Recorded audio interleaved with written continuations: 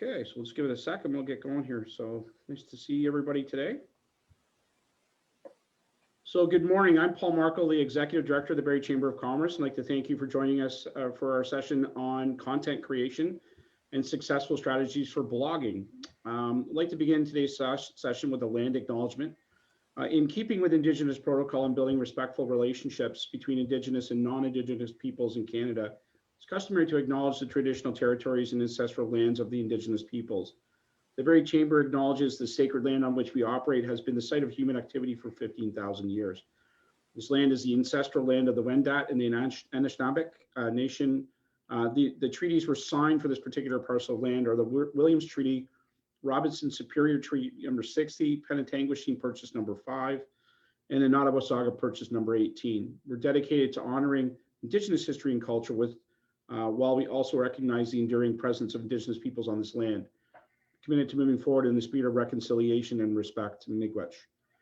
So, are you a writer and at heart and just need a little direction to get your post rolling? Do you think yourself, I don't really know where to start, and perhaps like many people, you find it challenging to keep your ideas clear and concise?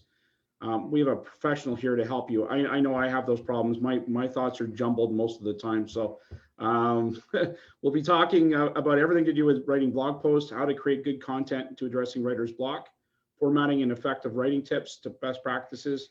How many times have you started reading a blog post because of the title, but you just can't go on? Well, we'll discuss how to make your blog post more reader focused and even conversational intrigued. So today's session will turn from the blah, blah, blah, blah into the blog, which is great. So joining us today is Heather Wilson from Cheetah Fusion Creative Agency, a proud chamber member, I'm assuming. And after 17 years gaining incredible corporate experience, Heather launched her first business in 2014. Specializes in leadership development and promoting healthy communications in the workplace. Heather's passionate about people, both in the classroom and coaching them one-on-one, identifying and maximizing their strengths and helping them to enhance their communication and leadership skills. In 2018, she launched her second business, Cheetah Fusion Creative Agency, with her partner, Penny Michaud. Heather uses coaching and business development skills to help business owners cultivate a solid brand, using creativity and targeted messaging to develop a marketing strategy for a strong online presence to grow their business. And we were just discussing, that those of us that have a bit of a creative mind but zero skills in how to translate that. My mom was a master weaver, and my dad was into wood carving and stuff. And I had the ability to talk, and that was about it. So everybody has their talents, and it's a question of how to use them. So really interested in hearing what you have to say, Heather, and I'm going to pass the mic on to you and let you get going, and we'll be back in half hour or so to answer some questions. So if you do have questions, please put them into the Q&A at the bottom of your screen. This should be old school for most people now that we're a year and a half into Zoom. Please don't put questions in the chat, although you are more than welcome to put comments into the chat as we go along. But the questions are much easier for me to be able to get to if they're in the Q&A. So with that, there you go. Have at her, Heather. We'll see you in a half hour. Thanks so much, Paul. Wow. And just so you know, the gift of the gab is a gift. Not everybody has that gift. Some people are silently creative. So I think the art of communication is about creativity. So being able to speak on the spot and be a presenter is definitely a gift and definitely a talent. So with that, thank you so much for having me. Good morning, everyone who is live on here with us. Thank you for being here. Thank you for taking some time out. I hope that what I have to share with you is helpful in your blog writing adventure. There is lots and lots of information out there. So some of the things that I might share may not be new to you, but I hope that the way that they're presented, one is helpful. Maybe it's a different perspective, and that it supports you in your writing going forward. So I'm really, really excited. Thank you, Barrie Chamber and team. You are amazing. And thank you for the opportunity to be here today. And I am truly a writer at heart. I am a talker as well, but I do love to write. I do love to share information, package information up in different ways. My background is in communications and training. I taught communication and business writing for many years in the corporate world as a corporate trainer. So I am passionate about it. I believe I'm good at it. And as a corporate trainer, a lot of the time I have to package up information and put it into a manageable bite-sized format so that you, not necessarily the reader, but the listener, the learner, is able to understand what I'm trying to communicate. So I hope today is interesting for you and that you get something new out of it. Even one nugget can be really helpful. So it is crucial in our verbal and our written communication to, it's important for us as the writer, as the communicator, to understand not only the words that speak to your reader, but the way it's put out there, and also the psychological impact that it has when we write and communicate to others. So let's get started. Hopefully my slides move for me. Oh, bear with me. There we go. I found the arrows. So as Paul covered off in the introduction, we're going to talk about not only creating, but repurposing your content. So I'd like to share just a few tips on not only how to generate a blog post, but effectively repurpose some of that content. Because as we know in business, we're really busy running our businesses, doing the work that we love. We don't want to have to think about content, nonstop. So repurposing content and packaging it up to send it off in different different formats, different mediums is really, really cool and very helpful for you. We're going to talk about some tips around overcoming writer's block. Obviously a show of hands, but a rhetorical question here. How many of you get writer's block?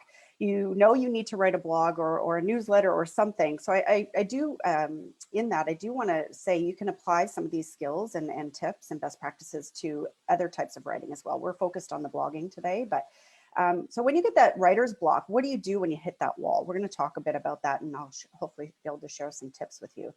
Writing for greater connection and impact. So it's not just about how you package it up, the message you're sending. It's also about context.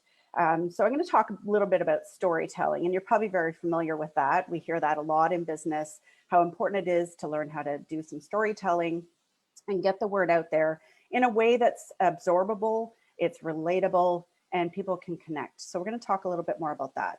The last point I'm going to cover off today in the time that we have is are some ideas to keep your blog post reader focused. So keeping that blog post reader focused is a bit of an art. And so I hope to be able to share some tips and tricks for you. Again, we all have our own style. So it's not about adapting or changing your style or the way you do things, but it's about looking at the ideas that I'm sharing today and putting them into practice along with your own style. So we'll talk a little bit more about that as well. So, and as Paul said, I believe there's a Q&A at the end if I leave you guys some time. I've got really good notes, so I'm hoping I'll just keep us right on time here. So Paul, just give me a heads up if I'm getting close to the time as well, if you don't mind. Awesome, thank you.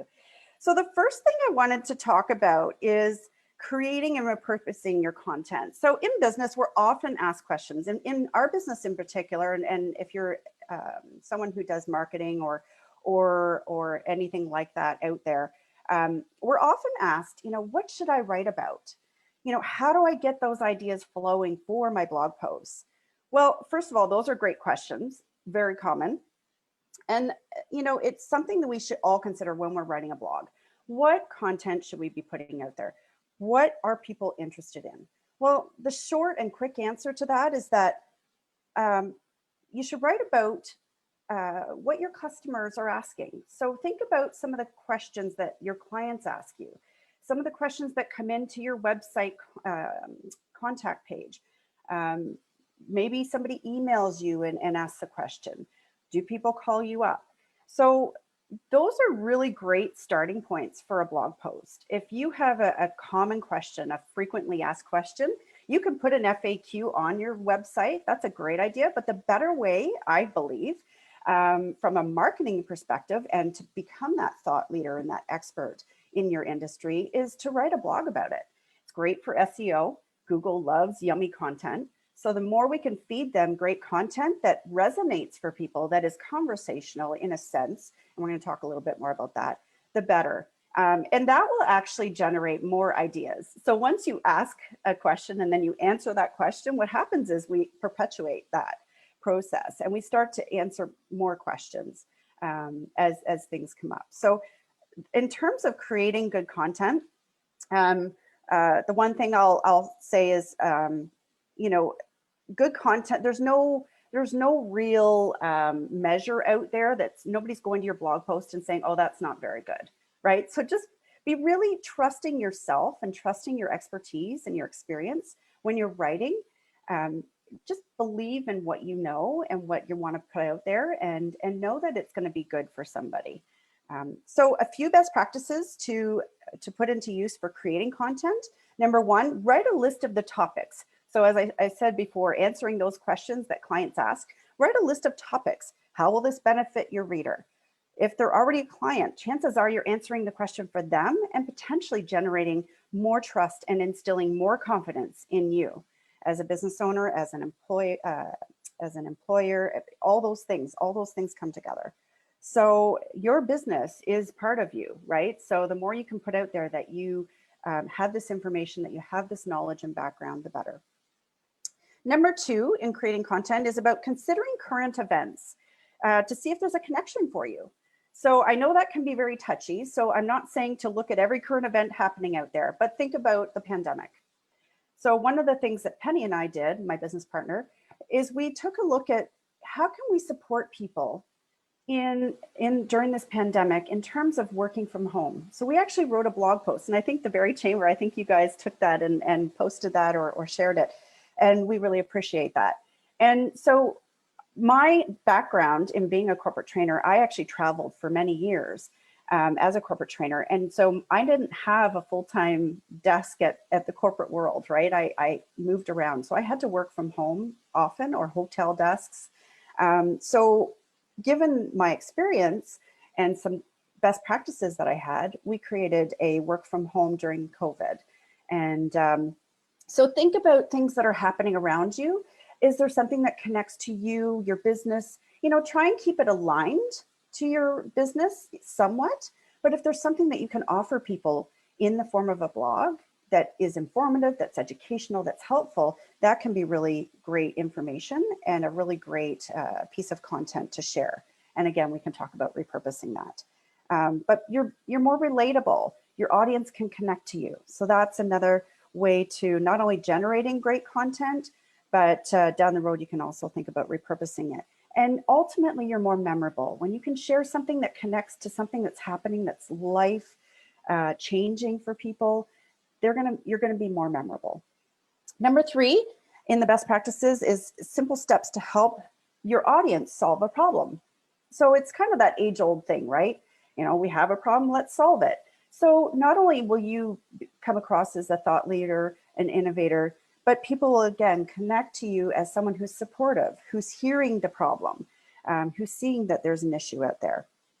So that's one of the things that we often say to people when you're stuck about a topic to write about.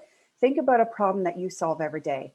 Package it up in a really cool, fun blog post. Talk about tips or steps or ways to solve that problem. And that can be really, really cool. For example, 3 steps to a more savory casserole. 5 ways to clean up your database, right? 7 steps to active listening. Those kinds of things, right? 10 steps to market your business more effectively. Those kinds of things really resonate. And notice the attention-grabbing topic or title of your blog post. It'll go a long way to supporting anybody who's coming across your blog posts. They may just skip right to the 10 steps or the 5 steps or the 3 ways to solve that problem, but that's okay. In the end, they're going to get what they need, and likely they're going to go back to the beginning or read to the end and learn about your style and how you write. So the next thing I wanted to talk about was repurposing your content before we move into the next slide.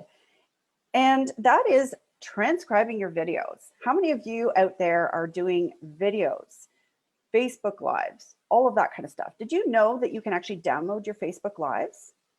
Did you know that there's software out there that you can transcribe those videos? Guess what? There's a book in there. There's a new blog post, right? So all those times when you're really stuck on what to write about, go back to your videos. Sometimes I'm very auditory. Sometimes it's easier to listen to yourself and jot down some notes. So I encourage you, and when we talk about, how to get that content out, listen back to your video. Listen to some of the key points that you were sharing. And actually, I encourage you when you're doing a video to talk about 2-3 points so that people can gravitate towards something you're going to share. It's almost like setting the tone for the video so that they understand what you're going to be sharing. That also helps you when you go back to transcribing that video, because you're going to be able to pull on those 3 tips or 5 steps to doing something. So that's just one of the repurposing content best practices. The second one is think about a series of blog posts. When I first started blog writing, years and years ago, I've been in business about 7 years, or just over 7 years. And what I can tell you is when I first started writing, I did get stuck. I didn't understand where to start. So I took a course, and one of the things that I really anchored myself in was, what are the problems I'm hearing? What am I trying to help solve? And then that turned into a series of blogs. So when you're repurposing content, you can take that series of blog posts and likely turn it into a Cole's Notes books, right? Like, remember Cole's Notes? You can turn it into something down the road that's a tangible book or a how-to guide that you can put on your website that you can share to a client. So think about, the ultimate goal is to get the information out there, to share your knowledge, but creating a knowledge base, creating some concrete ways to deliver that, whether it's in a book, a video, a podcast, which is the next one I'm going to talk about. Those are really, really strong ways to repurpose your content down the road. So always think about repurposing. Number 3 is doing that podcast. So I think a lot of us, I actually, my background, first and foremost, before going into corporate training, was in broadcasting. So I'm really big on putting the message out in all these different ways, right? Writing, being on the radio, being on video, YouTube, all the things that the Chamber really promotes as well. So thank you for that. It's really good to, I'm going to go to the listening and your audience. Not everyone in your audience is going to want to read a blog post. So repurposing that or transforming it into a video, into a podcast so that they can, I'm an Audible person, so I read my books through Audible. So if you have an audience that wants to hear you, that is really, really powerful. If you can transform your blog post into an Audible format, that can be really, really great. And there's ways you can put that on your website for your listeners. So always be thinking about the next thing. And as entrepreneurs, that's not hard for us to do. But always be thinking about, how can I transform this into something more, something usable, something for a different type of audience. And podcast is really what, years and years ago, podcasts seemed so far-fetched, right? They seemed like they were so out of, I can't do a podcast. That seems so big. But there are beautiful apps out there that actually allow us to do podcasts very easily now. One of the ones that I use is Podbean. So that's a really great one. Another way is to do lives on Facebook. You can do lives now on LinkedIn through StreamYard, which we won't get into right now because I'll just snowball into something else. But think about podcast in a greater form. You can do, you can use those apps, and you can start by doing Zoom over Facebook Live, that kind of thing. And always try and record, or have a way to record or back up those recordings. So, and that last point about collaborating, if you can collaborate with somebody to do a podcast, interview them, do a sort of back and forth interview, that can be really, really cool as well, especially for your audience. They can connect with you. I'm actually doing one next Wednesday with somebody in a coach out of Toronto. So it's collaboration. It's about leveraging each other's skills and experience and expertise and sharing that out to the world. All right. Tips for overcoming writer's block. So again, I want to be cognizant of our time. So I may be going a little quick on these, but I hope that you're getting some nuggets. So when we get to that wall, we hit that wall and we're not sure what to do. I just have a few ideas for you today. So I'll share with you some of the blocks that in my experience and my background in writing is one can be environment. So when I think about environment, it's our surroundings. It's where are you trying to write? And I say trying because if you're getting writer's block, it's because it's just not flowing. So find another spot, right? Find another spot to write. Find an area that inspires you, a calm, peaceful area. Put on some meditation music or some relaxing study music. YouTube has some great videos. One that I love is this gentleman that's playing piano, and I can really focus. I can write because there's no singing in it. There's no verbiage. It's all piano, and there's actually tones in the music that help you focus and concentrate. The second block can be the method or the way that you're trying to write. So, and that can get in the way of our creativity. So have you ever felt like you had digital block? That's what I call it. Digital block is when you're on your computer, you're sitting there, you're trying to write a blog or a newsletter for that matter, but you're trying to sit down and write a blog and the thoughts, the ideas aren't flowing or coming. Step away from the computer, grab a journal or some note paper and start writing. I did an activity. So back in 2012, I went through my coaching and designation, and in our training, one of the activities was to grab a journal, grab a pen, and as soon as we put our pen to paper, we had 20 minutes and we were not allowed to lift our pen off the paper. And we wrote and we wrote. And I thought, oh my goodness, 20 minutes of just writing? You'd be amazed at how quickly the ideas flowed. So there's something that happens in our brain psychologically when the pen flows, when the pen moves, our ideas flow, and there's a connection in our brain for creativity when we hit pen to paper, rather than trying to force typing out a blog post on our computer. So that's just a few thoughts on that. The third one is no time or focus. How many of you have that issue where there's just no time? I've got too much else to do. I really encourage you to embrace blog writing. It's really great for your business. I know some naysayers out there say you don't need to do it. It's waste of time. Nobody reads them. Well, I beg to differ, and it's great for SEO, and you will be seen as a thought leader. So for those who are writing blogs, keep at it, keep generating some of that great content.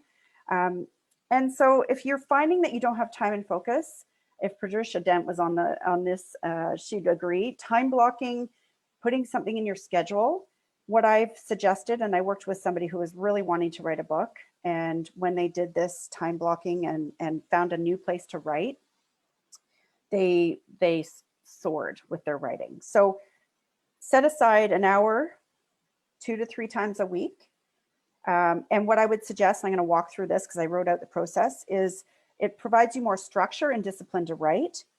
And at the very least, you're going to generate some ideas. So committing to deciding on a title, then, in that hour, right? Decide on the title, write out 4 to 5 bullet points about that topic. And even better, you can answer some questions to that point so that your content starts to come together. Never have I ever sat down and started writing an entire blog. It always started with a bullet point of ideas. It started with the topic, and then I was able to flow from there.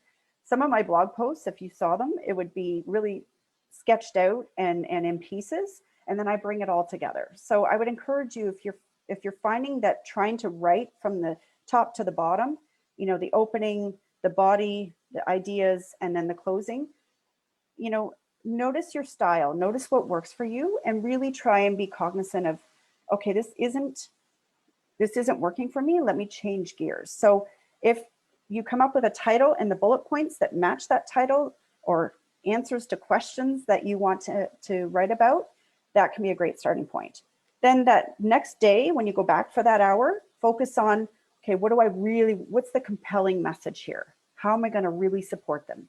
And then the last hour can be, right, that third hour in the week can be constructing the entire message and really bringing your style to life in that messaging and then closing it out.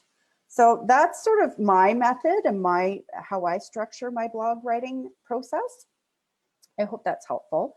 And you'll find your own. If you are writing right now, you're probably finding your own.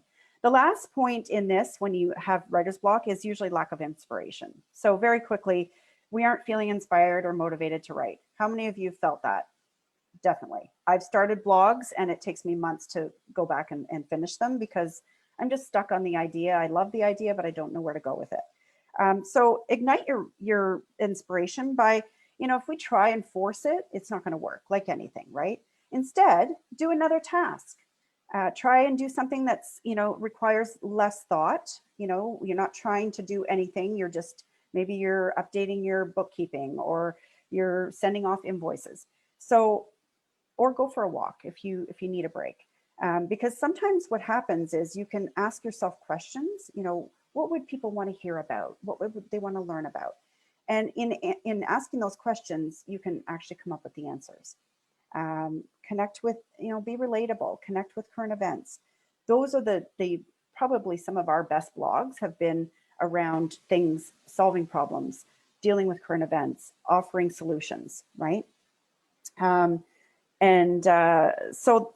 that's just my thoughts on overcoming writer's block.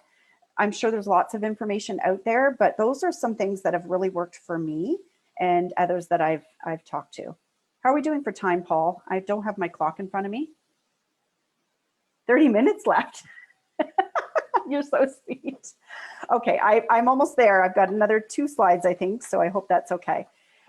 So this next point is about writing for connection and impact. So how many of you are, out there and you're looking for answers and you come across this blog that just is so connected to what you needed? It has the biggest nugget that you've ever found. So what I would encourage you as a writer, so coming from the other side of it, as a writer, don't overthink it. The things that happen when we're writing, the inspiration, sometimes we think, oh, nobody's going to care about this. You might just hit on something that somebody's been searching for months, weeks, days, years, right? So often when, we can't connect to the topic in somebody's writing style, it doesn't mean they're not a good writer. Or if somebody's not connecting with you, it's not that you're not a good writer, it's just you're not for them. So I really encourage you to keep your own style. I love this fishbowl analogy here. Your brand is unique as well as your writing style. And when we're out there in our business, we know our clients, we know who we want to attract, we know how we can help them, the best things that we can do for them. So really stay true to that. I really encourage you to think about, how you can be relatable to the clients that you want to work with, how you can be relatable to your audience and connect with them. And don't worry about everybody else. It's that old saying in marketing, right? If you talk to everybody, you talk to nobody. So really stay true to what you want to share, your knowledge base. It's like Paul said, I'm not the designer in this company. I'm the business development. I'm creative in other ways. I love to write. I'm an editor, right? Like I can pull out information very easily. So stay true to who you are, stay true to your strengths and your knowledge base, and share that. And the people that need you and will learn from you will be there to get your information. So I think that was it on that. So one of the things that happened recently for us, just as a last thing here, when we talk about greater connection and impact, is our network effectively and enjoy the ROI, one of our blog posts. It was something that really resonated for somebody, and they shared it into a group, I believe on LinkedIn. And so that's what can happen, right? If somebody really connects, nobody has to share your information, but when they do, that just really speaks volumes about the fact that it connected, it had an impact, and now they want to share it to other people, friends, family, colleagues, business, fellow business owners. So that's what I wanted to share about connecting and having an impact.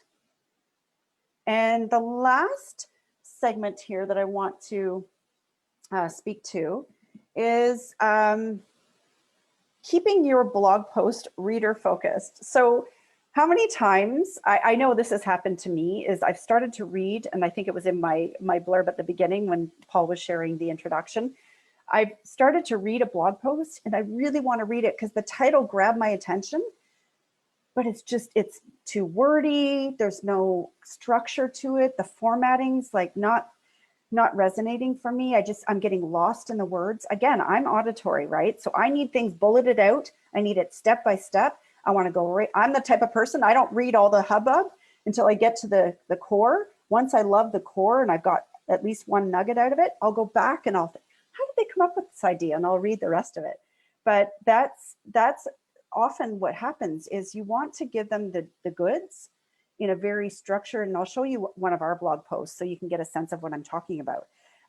But what I'll share with you is a couple steps to keep your blog reader focused, 4 of them in fact, is call out the problem immediately.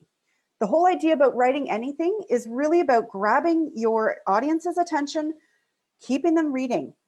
So how do we do that? The easiest way is to call out the problem, ask the question, and that begs them to be curious about that answer, right? So whether it's 5 steps to this, the answer is in the body of your blog, or should be. They know they're going to get the answer to their question. You can pique someone's curiosity and challenge them to think, right? So that's the other way to really keep them reader focused. And you'll get them their attention and keep their attention. Think about a newspaper, right? When the headline grabs your attention, you grab that paper and you want to read it. The second part about, keeping them reader focused, keeping your blog reader focused, is to stick to one topic or idea or issue.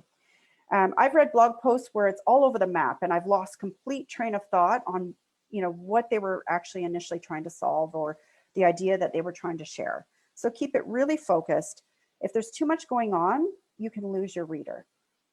So short and sweet, in the beginning to set the context, set the tone, and then go into, how I'm going to help you, how I'm going to solve your problem. And then you can share, sort of the background on how you arrived at this, the storytelling aspect.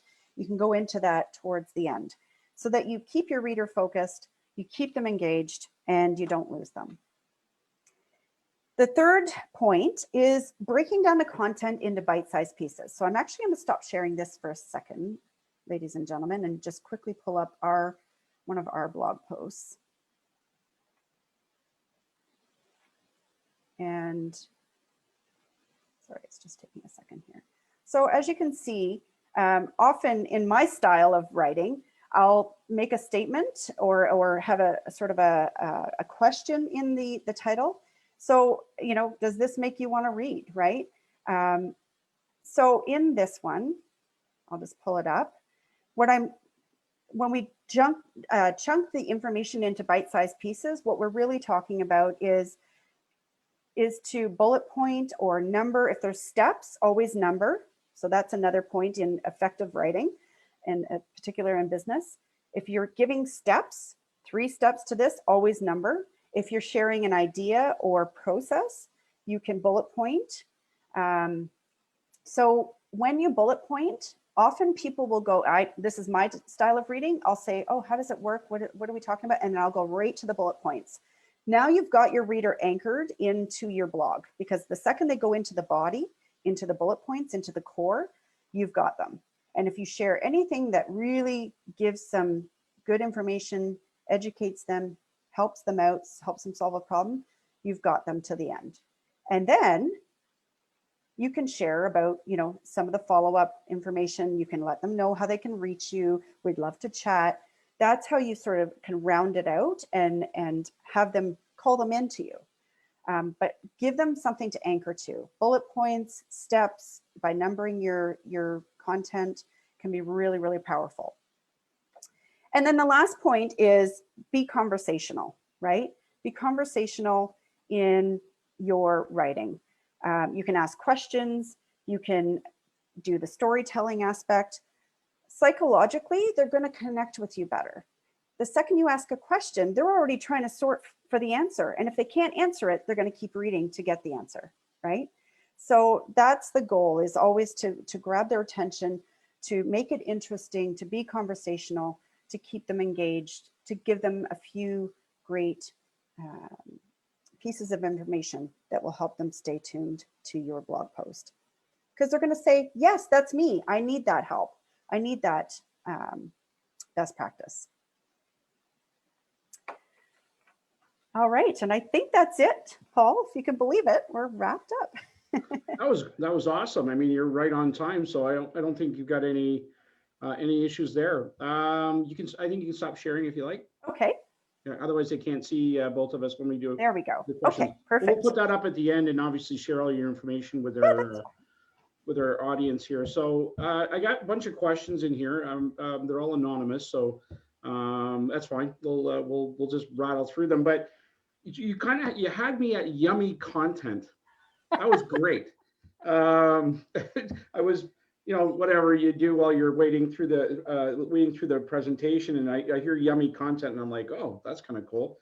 So I like that thought process kind of thing, and I think that's really what the whole purpose of a blog is to deliver nuggets of content that are yummy and kind of fun and interesting. And it's interesting. I don't follow a lot of blogs. I've got so much reading to do on a regular basis. There is one that I follow that I came upon through the pandemic. It's by a company called the Alaska Salt Company.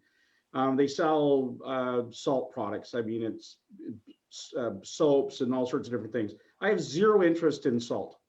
I have zero interest in any of the products they sell, but the content that comes out of their blog is hysterical. And as a result, I mean, it's how they tie their brand, and their brand, not necessarily, it's more their ethos, the way that they go about their life, that is sort of tied through the blog, that makes the products make sense. So your blog doesn't always have to be steps, as you were talking about. I think the important part is kind of know your audience and be comfortable with who you are, and then you can be authentic in whatever it is you're delivering. So they're literally, when you sign up, it says, join our email list, the Salt Company Diaries. It's salty, you've been warned. And then it's foul. I mean, the language is horrible, but their website doesn't have any of that. The website is very professional, very content related. But when you go in behind, now you understand the mindset of how they built this thing out. And I think that's kind of the flavor of what you were talking about. Yes. is having that ability to tie your message in with whatever it is. Theirs is very conversational, more about their life in behind the scenes than it is about the products. And I think that's an important distinction as well, because there's a question in here: is it better to write about? And I'll put this up live so that people can see it. Oh, perfect. Can you see the Q&A, by the way? I am going to open it up. Yes. Yeah, when you open it, you can see all the questions I can see. So is it better to write about my industry or about my daily activities? What's more relevant? So I'll put that question to you, but I mean, my point with this is I think it really depends on how you want what you're selling, right? I mean, and are you developing content for people so you're a trusted advisor, or are you delivering content that is relatable to the product that you're selling? So yeah. Great question, by the way, and it looks like a lot of great questions here, so thank you. I think what I would say to that is you can mix it up a little bit, and that's why the repurposing later. Think about what you want your brand to stand for. So Paul, you spoke volumes about that company, right? That salt company. It's not about necessarily the content, right? It's aligning with your brand identity.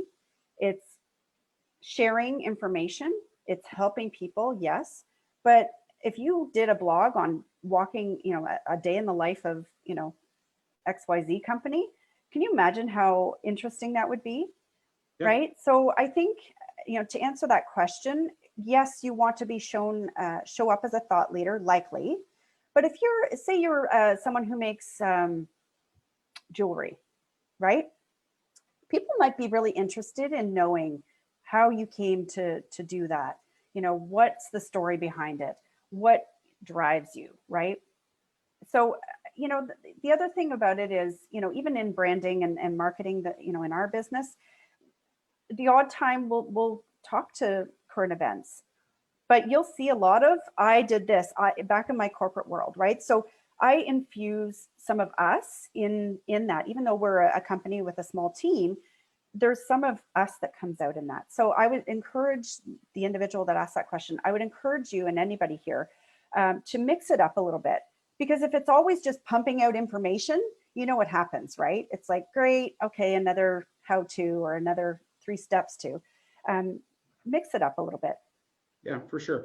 And again, I think when you come to writer's block and some of the tactics you were talking about, not every one of their blogs, as I read through them, are gems. Some of them are like, oh, God, I can't, but I come back to see what they're going to write the next week. It's almost like watching Howard Stern to a certain extent, right? Like you want to come back and see what it is. So I think that's important as well. Don't worry about the individual piece of content.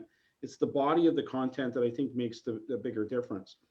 So there's a question here, how do I know that people want to hear what I have to say?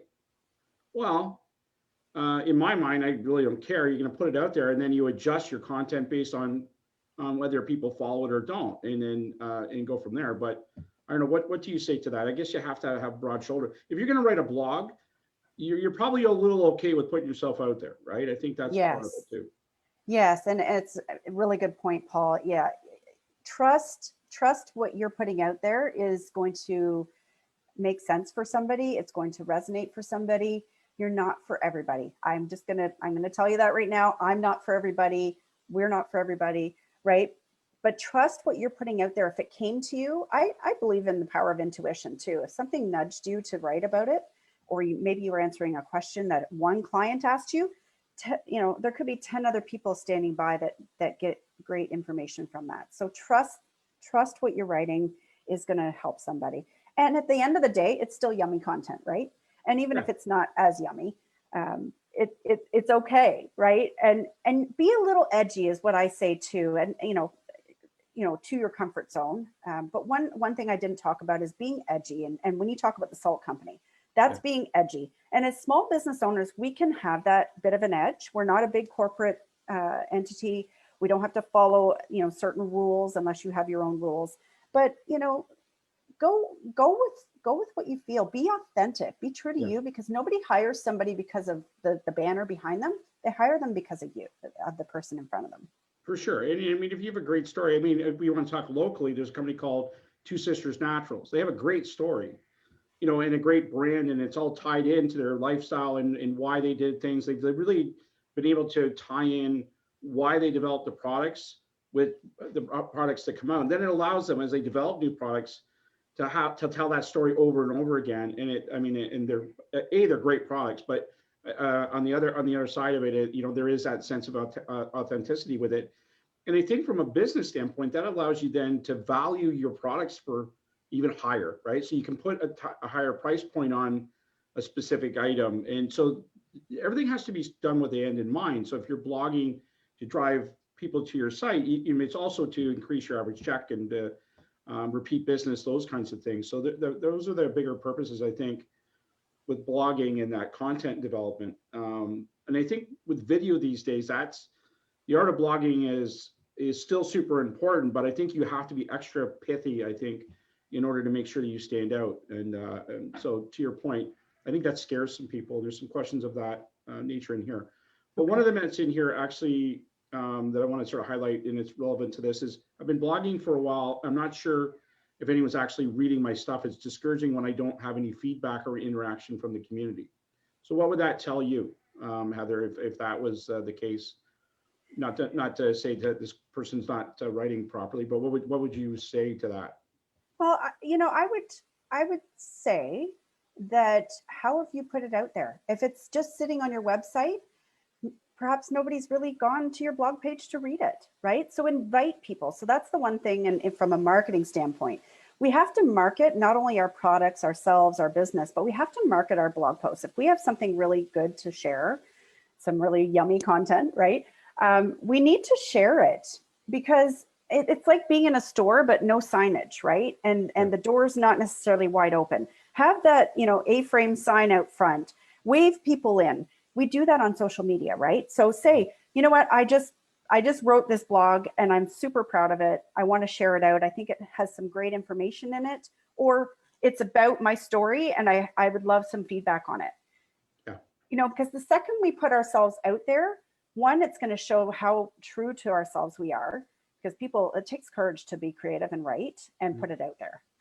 It's just Absolutely. like, let's just be honest, right? So to all of you who are writing and here today, and you're learning maybe hopefully a few things, your courage is going to speak volumes about you and your brand.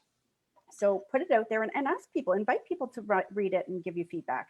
You know, ask them for feedback the way you want it. If you want them to private message you rather than post it all online, I would encourage you to take feedback. Just say, you know, please private message me or email me, and give them the way to give you feedback.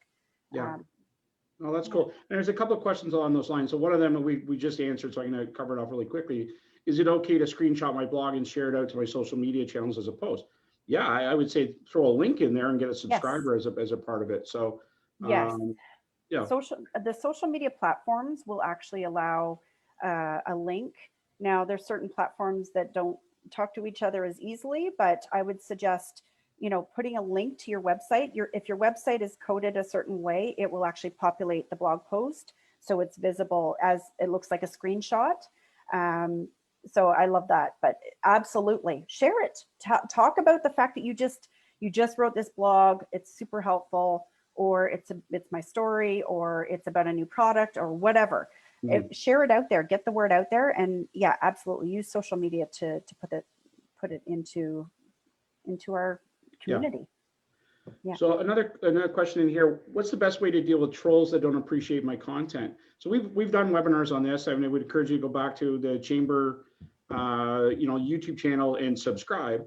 Melissa's going to love that. Anyways, and have a look at how to deal with negative feedback on social media. But you have to own it. You got to acknowledge that it's happened and be open and honest in the way that you respond to it. And if you don't do that, then sometimes it can fester. But not everyone's going to like your content, and that's okay. I mean, if they don't like it, they won't subscribe to the next component of it.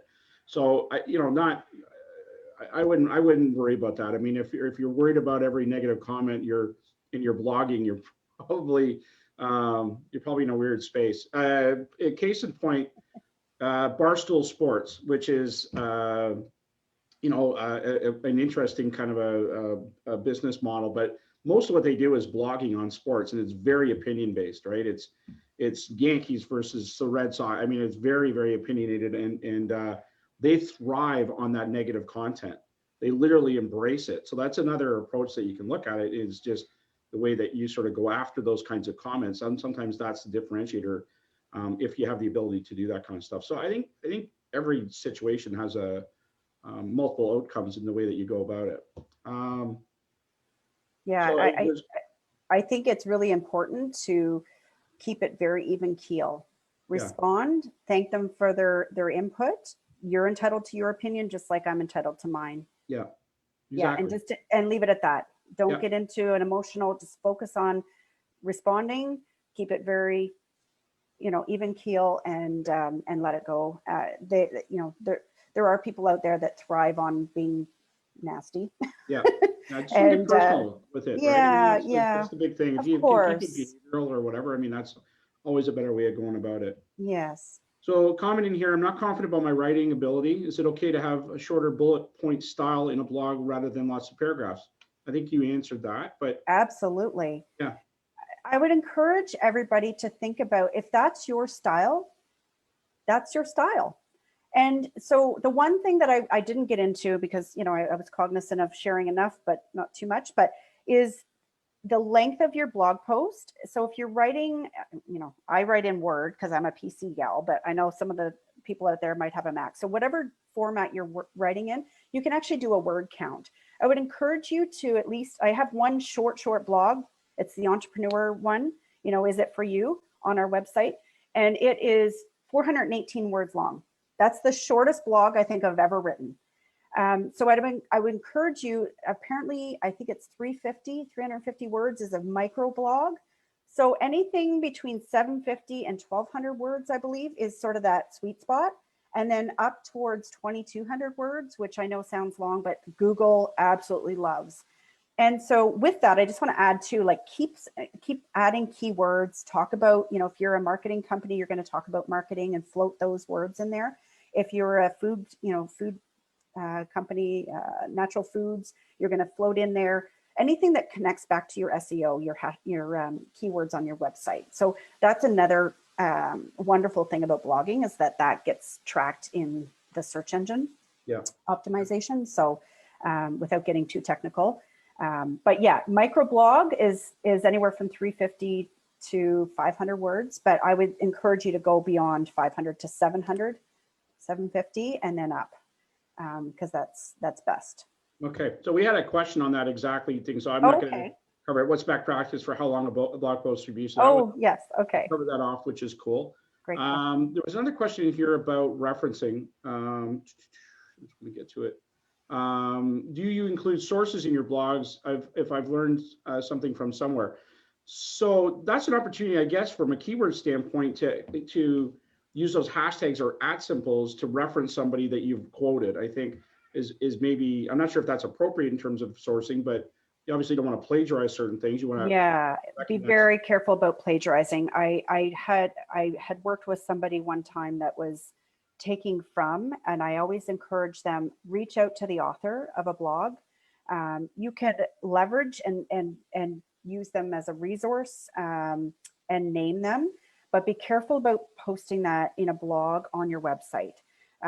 If you're doing it in sort of a one-to-one with a client and saying, here, I got this really great tip through such and such, be very careful, because plagiarism, you can get into some trouble. So just be careful. I would say if you're on LinkedIn and you want to share a post, or if you're on Facebook and you want to share something and name them, that's appropriate. If you're going to take content and put it into your own blog, it could become a little iffy. Now, if you're adding a link to their blog and you're taking them off, I would actually reach out to them and say, would you mind being a guest blogger on my site? Yep. So that's something I didn't touch on, because again, it's all these things get into big topics, but so I would suggest reaching out. I've done that. I've reached out to people, or they've reached out to me and said, I love your blog on this. Can we add it to our website and name you as a guest blogger? Right. So that's a really powerful opportunity. So whoever asked that question, great opportunity to be a guest blogger. Oh, I see a question there now. Yeah. Sometimes I get emails and from people who want to be a guest blogger on my site. What is the purpose of this? Can I help my readership? If yes, how would I choose who to have as a guest, and what kinds of things do I need to know about copyright or IP? So very well written question too, by the way. Yes, thank you. So what I would say to that is be very careful of the source of the person. We get tons of that as well. Probably most of the people on this call get lots of people asking to be a guest blogger. Be careful. Do not let them add links onto your website. Do not let them give you links. And I know this is live and everything. I'm just cautioning people. There are people out there that share links that are not friendly. That's all I'm going to say about that. So be very careful. Know your source. If it's someone you know and they want to be, that's who I would reach out to. You know, even somebody in, you know, if you're in the city and you come across somebody that you want to share guest blogging and do all that, just know your source. Do not ever take a link from somebody and add it to your website. It could be dangerous. That's all I want to say about that. But yeah, know your source, look them up, research, you know, look at the email address. Does it look legit? Like all of that. We've had some issues. Clients of ours have had issues where people are, you know, upset with them on things and it was not legit. So just be careful. You guys are smart people out there, but if anybody's asking to do guest blogging, I would have a phone call. So I would arrange a phone call with them or a Zoom meeting, figure out who they are. And once you talk to somebody, if they don't want to talk to you, that's a really big red flag right there. Right. Yeah. We have 3 minutes left. So I'm going to ask maybe 2 questions if we can do them quickly, and I think we can. Awesome. And then I got to get into the closing part of this. Of course. Any tips to keep my, I'll click this so people can see it. Any tips to keep my content on track? I find it easy to get caught up in details and my message turns into a rant more than a conversation. That's a really great point. And especially as writers, we get caught up in the passion side of things. So love that. And I touched on it lightly, but I will give you some thoughts, some things to think about or consider is when you are starting to write out. I talked about the process that I use to structure my blog post. And it's really important to align your bullet points or your key points. That doesn't have to stay in bullet points, by the way. I just say that's an easy way for me, my process to outline the wording and the structure. Make sure it ties back to the question or the title.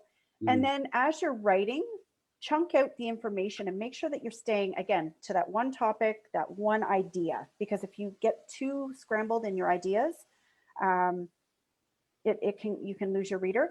If you're storytelling, again, keep the story on track and just write out, a couple of sentences and keep that tracking going. If you want to talk to me offline, I'm certainly happy to touch base with you. I know we're running out of time. So yeah, I was going to say there's a bunch of questions in there, and they're all good. We covered around them, so I think we're okay. Good. But any questions that didn't get answered, I mean, absolutely contact Heather. She'd be happy, obviously to help you out with any of that stuff that we didn't quite get to. But I thought it was really good. We're in the process of developing more creative for our new website that's coming out, and we've actually got a couple of young guys on a summer youth quest program that are with us, and one has a journalism background, and that's where he wants to go, and he's helping us actually with some of that content creation.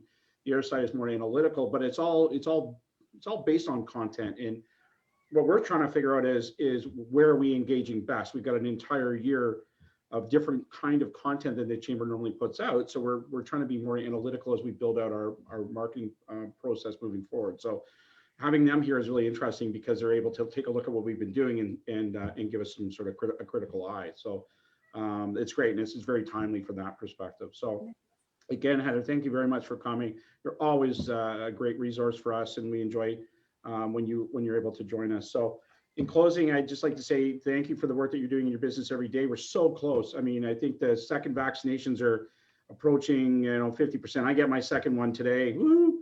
And again, you're getting back to some semblance of normal. So that's exciting, and I think it's exciting for everybody else. The Barrie Chamber is obviously here to help you through that with any of the content we have. I want to reinforce the fact that we have a rapid antigen screening program going on right now. I don't have the box here. If you have a business, sign up, get the rapid screens. Even though you are double vaccinated, it doesn't matter. You're still asymptomatic, or you can be. And it's just one more thing that's going to make your customers feel more safe, your employees feel more safe. And when they go back to their families going to be a lot more, feel better about their loved ones coming back from work and knowing that they're protected. So please just contact us here at the Chamber. We're happy to get you set up. It's so easy. And we will probably have some content with me sticking something up my nose out very shortly. So, and again, it's not the brain tickler. It's only an inch in. It's very fast. It's like the 10-minute process, and then you get a result right away. So it's cool. Chamber Chat Networking at noon is July 14th. So that'll be, next week, I guess. So we're looking forward to that. They're always fun. Eliminating Pain from the Workplace is our next blog on July 20th at 1 p.m. We have our call for Barrie Business Award nominations has gone out. So we're starting that process for the 2021 awards. We're excited for that event. We're still framing it. It really will depend on what the current conditions are as to what kind of an event we put on, but we will have one, and it will be fun. I can guarantee that. And we have our Chamber Golf Day on September 14th at Samoro Golf Links. Again, what we're putting out is a very reasonably priced event. We're trying to make sure that it's easy for businesses that are trying to recover to be involved. We have some fantastic sponsorship packages available. We also have a $500 foursome deal where you get a foursome, you get a whole sign, you get 4 passports, which allow you to cheat legally, and get a couple other things with it. Along with every player registration, you get a barbecue lunch as well as a free drink, because we'll have a beverage cart sponsor this year. So it's going to be a great day and a very affordable day for everybody to get out, enjoy some weather, enjoy some networking, and get set for the winter. So with that, I'm going to close off, but thank you very much for joining us today, and we hope to see you at our next one. Bye-bye. Bye. Thanks again. You're welcome. Thanks, Heather. Cheers. Thank you.